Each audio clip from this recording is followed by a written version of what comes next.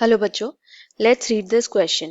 The question says MSH is secreted in men by which part of the pituitary? Option 1 anterior pituitary, option 2 middle lobe of pituitary, option 3 posterior lobe of pituitary, option 4 none of these. So इस question में हमें पूछा है कि MSH किस part से release होता है from the pituitary. So what is our key concept? Our key concept here is pituitary hormones. So let us see different parts of the pituitary.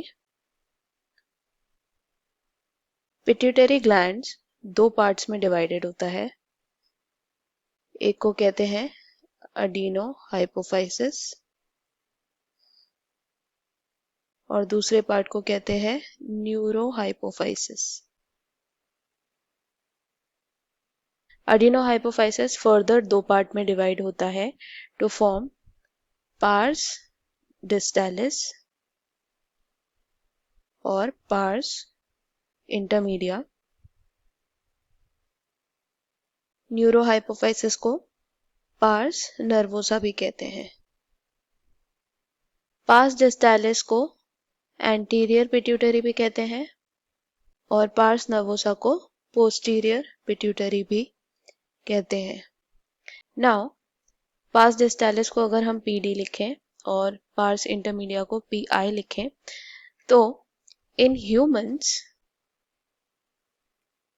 Parse डिस्टालिस और पार्स इंटरमीडिया जो है वो fused होते हैं and they together form anterior pituitary.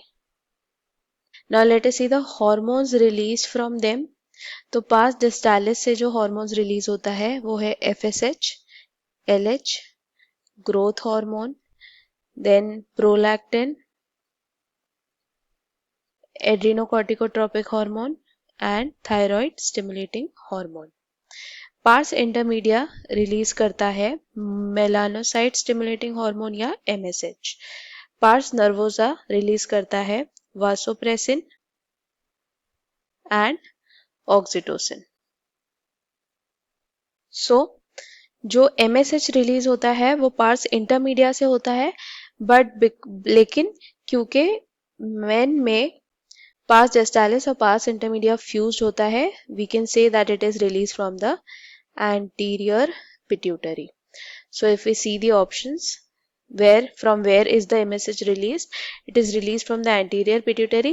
middle lobe of pituitary जैसा कुछ नहीं होता और posterior lobe से क्या release होता है? vasopressin and relaxin, vasopressin and oxytocin. So which option is correct? Our final answer is option 1, that is anterior pituitary. So I hope you understood it well. Best of luck. Thank you.